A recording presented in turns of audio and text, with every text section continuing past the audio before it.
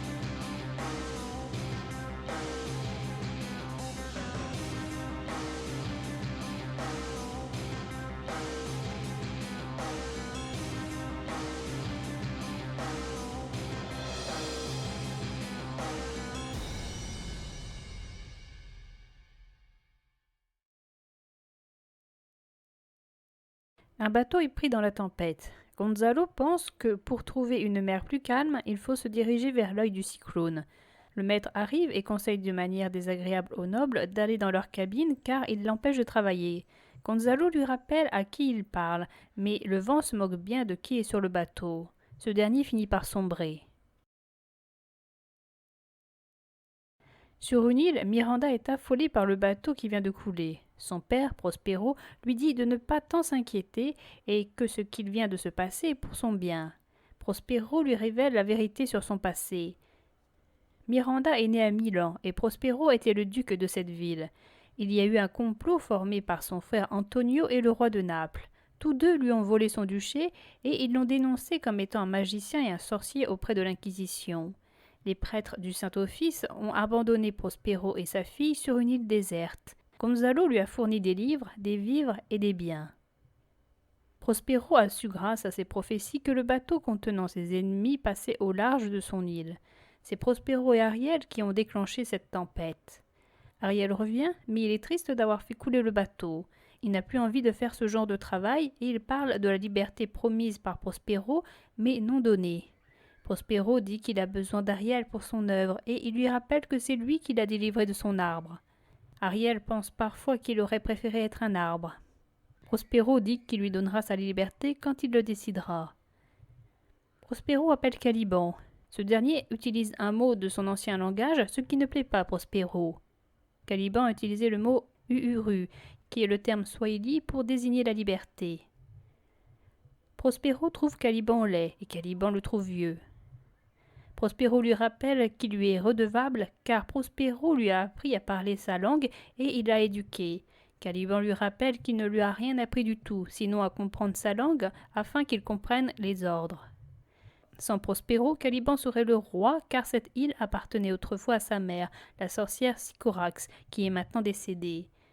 Prospero parle mal de cette femme alors que Caliban continue de la respecter car elle était sa mère. Caliban se plaint que Prospero ait été gentil avec lui au début, mais l'a fait devenir un esclave une fois qu'il lui a montré les richesses de l'île. Prospero l'a mis hors de chez lui et l'a fait vivre dans une grotte infecte. Prospero lui raconte qu'il a été obligé de l'éloigner après sa tentative de viol sur sa fille, ce que dément Caliban. Prospero veut qu'il travaille pour ses futurs invités, sans quoi il menace d'utiliser la trique.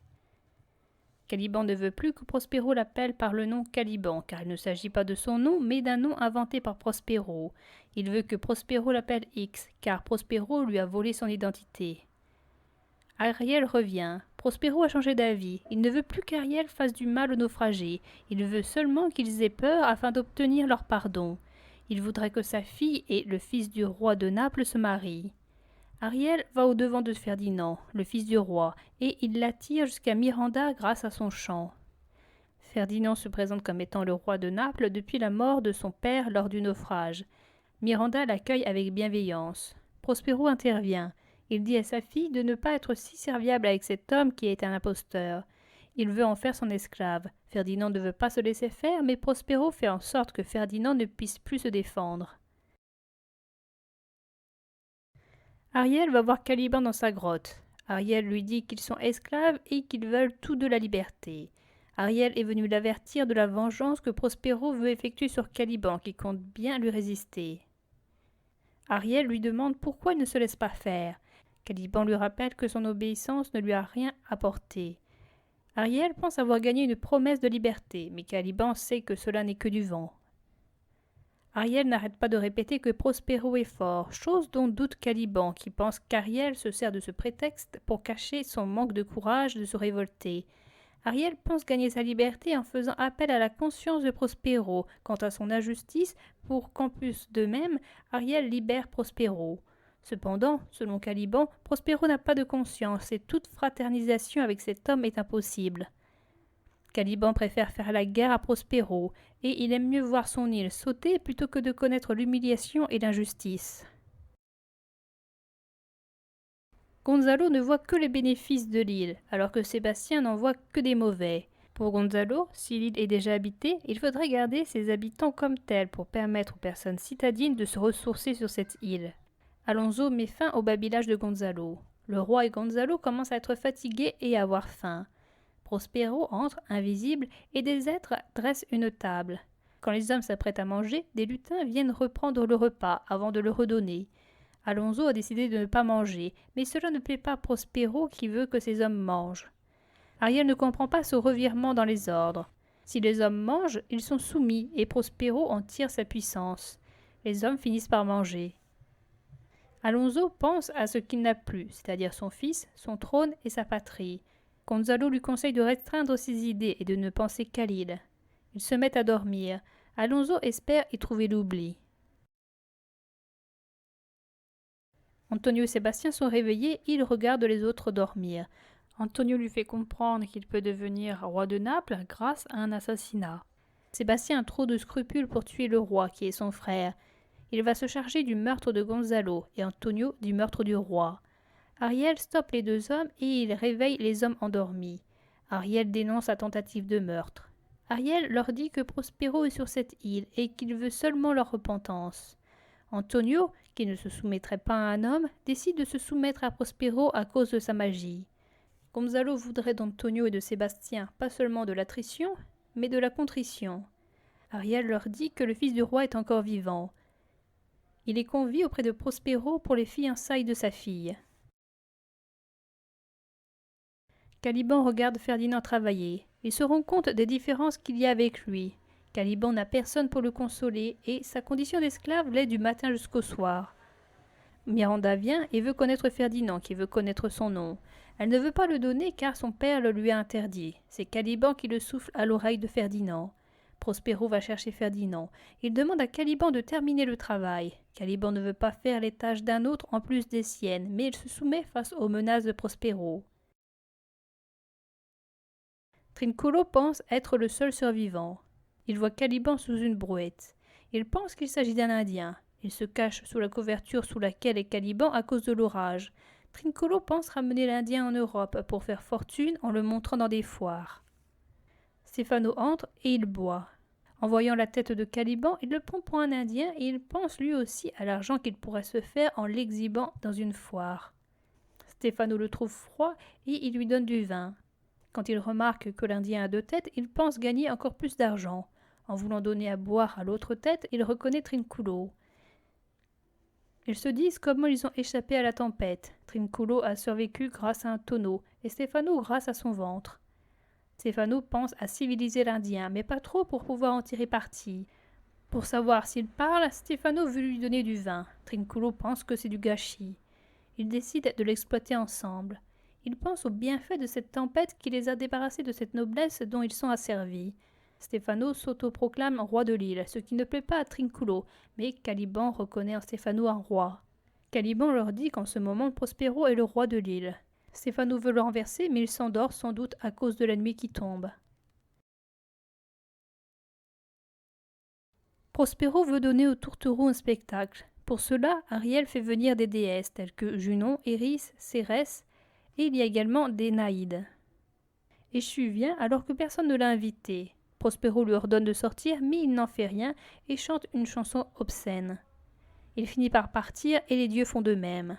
Prospero appelle Ariel. Il lui dit de faire quelque chose contre Caliban qui conspire contre lui. Il veut que des animaux piquants et vénéneux se trouvent sur sa route et il demande à ce qu'Ariel dispose sur la route de la friperie. Des voix mettent en faction des animaux. Le jour se lève, Caliban et ses deux compères se dirigent vers Prospero. Caliban fait de la poésie sur la nature de cette île qu'il connaît si bien. Stefano pense qu'il délire. Ils sont dérangés par différents éléments tels que la boue ou des moustiques. Caliban leur dit que ce ne sont que des inventions de Prospero. Stefano commence à comprendre qu'il ne faut pas sous-estimer Prospero. Quand Stefano et Trinculo voient les vêtements, les deux hommes se battent car ils veulent la même pièce. Caliban ne comprend pas pourquoi ces hommes sont si attirés par des vêtements et il décide de continuer son combat seul.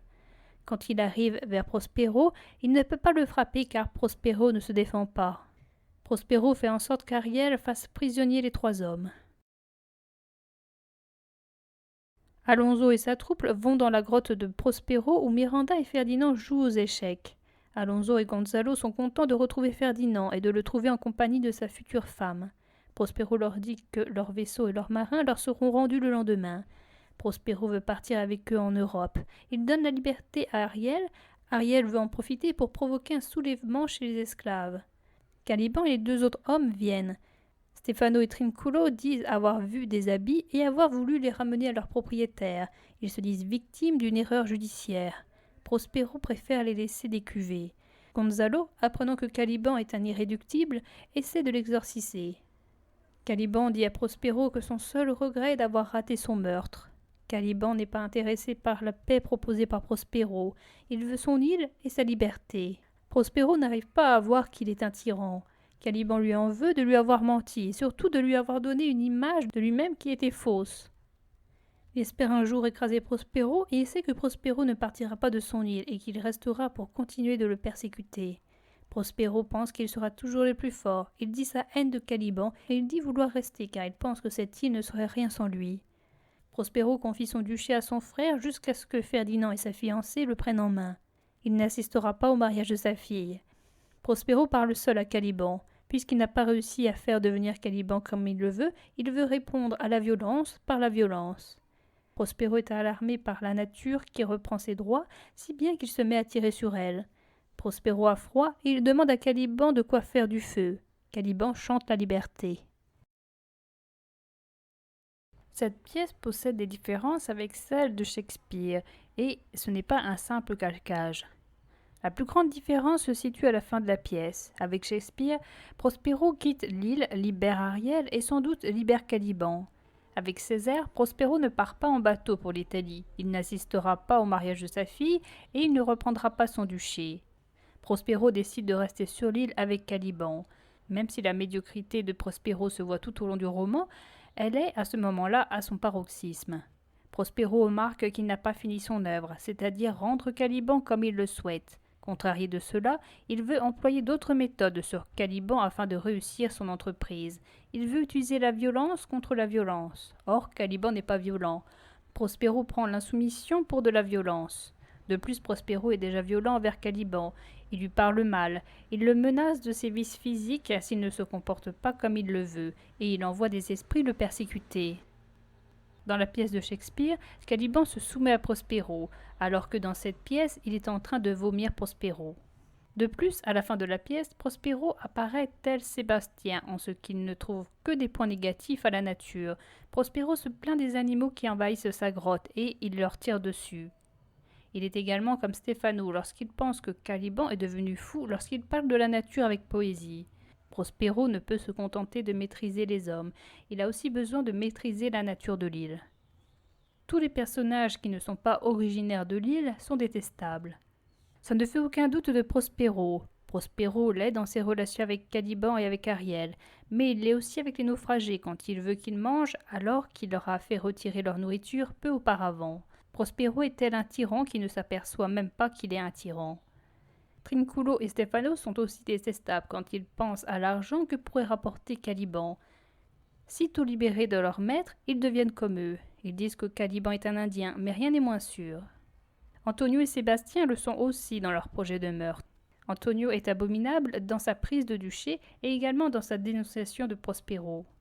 Gonzalo l'est aussi. Il ne dit plus au bosseman qu'il va être pendu, mais son projet sur l'île est bien pire. Dans l'œuvre de Shakespeare, il voulait un monde utopique où l'égalité régnerait. Ici, il veut garder les habitants de l'île tels qu'ils sont afin que les citadins puissent se ressourcer dans cet endroit. Il veut donc tirer profit de cette île de temps à autre tout en bénéficiant des avantages de l'Italie. Césaire met davantage de différence entre Ariel et Caliban. La scène dans laquelle ils dialoguent tous deux montre leur différence de tactique dans l'acquisition de la liberté. Ariel pense avoir un jour sa liberté en se soumettant à Prospero et en la demandant timidement quelquefois.